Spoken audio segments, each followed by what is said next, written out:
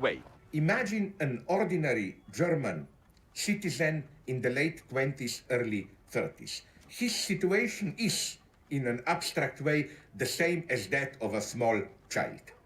He's totally perplexed.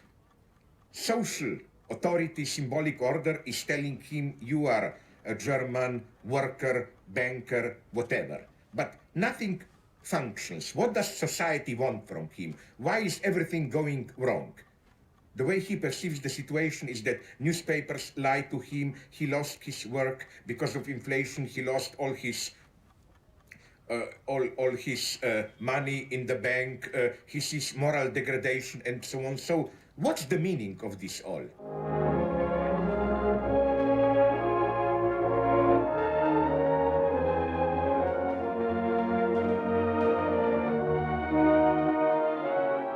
The original fascist dream is to, of course, as a dream of every ideology, to have a cake and to eat it. As it was often pointed out, fascism is, at its most elementary, a conservative revolution.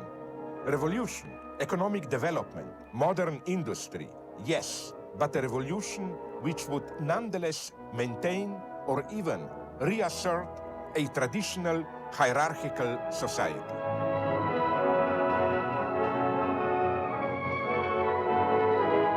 A society which is modern, efficient, but at the same time controlled by hierarchic values with no class or other antagonisms. Now, they have a problem here, the fascists. But antagonism, class struggle, and other tensions is something inherent to capitalism. Modernization, industrialization, as we know from the history of capitalism, means disintegration of old, stable relations. It means social conflicts. Instability is the way capitalism functions. So how to solve this problem? Simple. You need to generate an ideological narrative which explains how things went wrong in a society, not as the result of the inherent tensions in the development of this society, but as the result of a foreign intruder. Things were okay till Jews penetrated our social body. The way to restore the health of our social body is to eliminate the Jews. It's the same operation as with the shark in Jaws. You have a multitude of fears, and this multiplicity of fears confuses you, like you simply don't know what's the meaning of all this confusion. And you replace this confused multitude with one clear figure, the Jew, and everything becomes clear. The search for cuts in the social security provision to lone parent families in part spurred this report. The Social Security Department fears that the accelerating budget for single mothers on benefits could reach nearly £5 billion by the end of the decade. But the issue of the lone parent has increasingly been seen as the heart of John Major's Back to Basics crusade. Remember, I think around 2-3 decades ago, when the Prime Minister of United Kingdom was John Major, there was a kind of ideological campaign to return to morality and so on. And all the evils of society were embodied in the conservative narrative in the figure of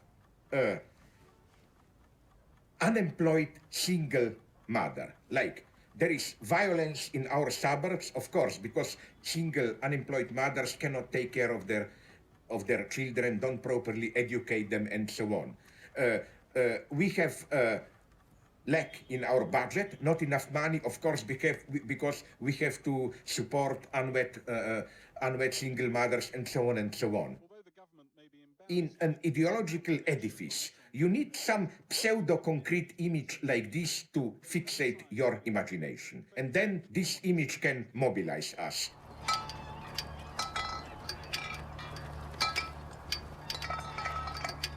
Imagine ideology as a kind of a filter, a frame, so that if you look at the same ordinary reality through that frame, everything changes. In what sense? It's not that the frame actually adds anything.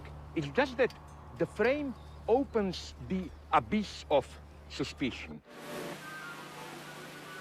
Freilich wandeln sie ihr Äußeres, wenn sie von der polnischen Niststätte in die reiche Welt hinausgelangen. If we look at the anti-Semitic image of the Jew, it's crucial to notice how contradictory this figure of the Jew is.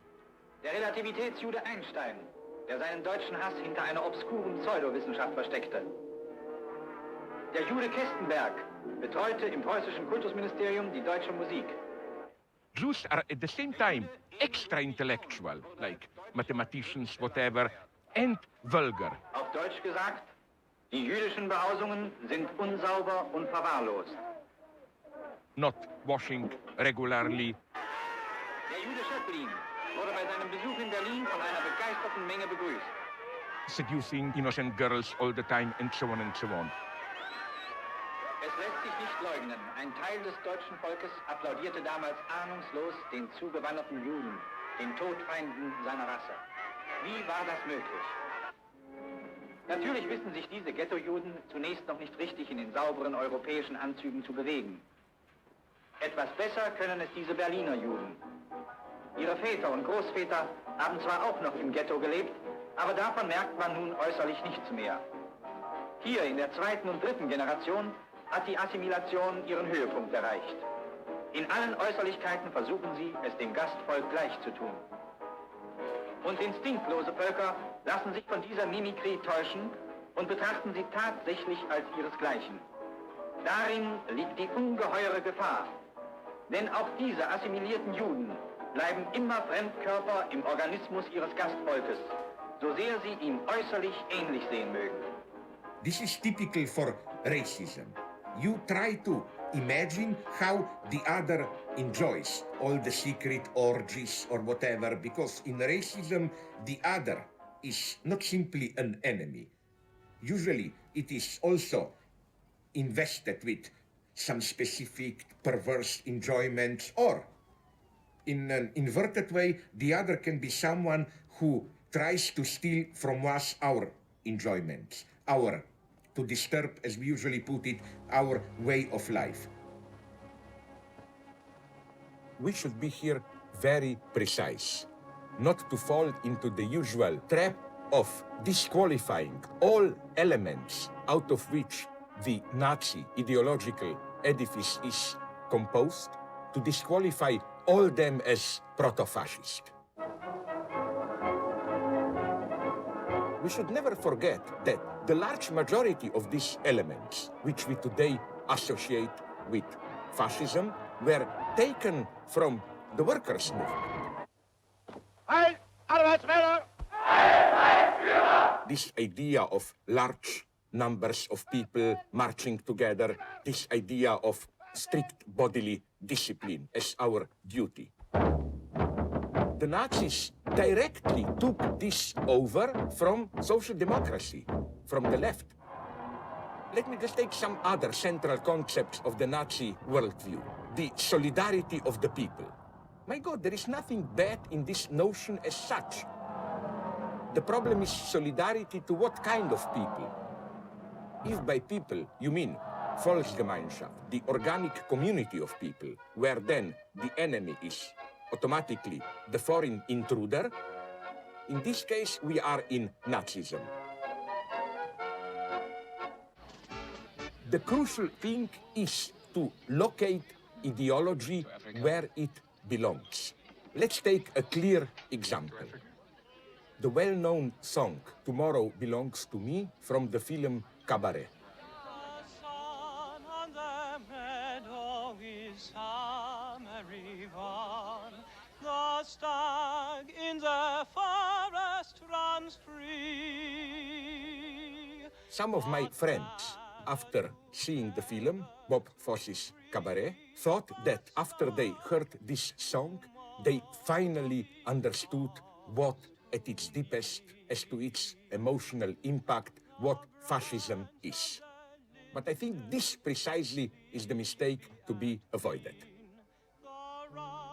This song is a rather ordinary, popular song. Incidentally, it was composed while they were shooting the movie by a Jewish couple. Nice irony. If you look not only at the music, at the way it is sung, but even at the words, Awakening of a Nation, Tomorrow Belongs to Me, one can well imagine with a slight change of words, a radically leftist, communist song. But soon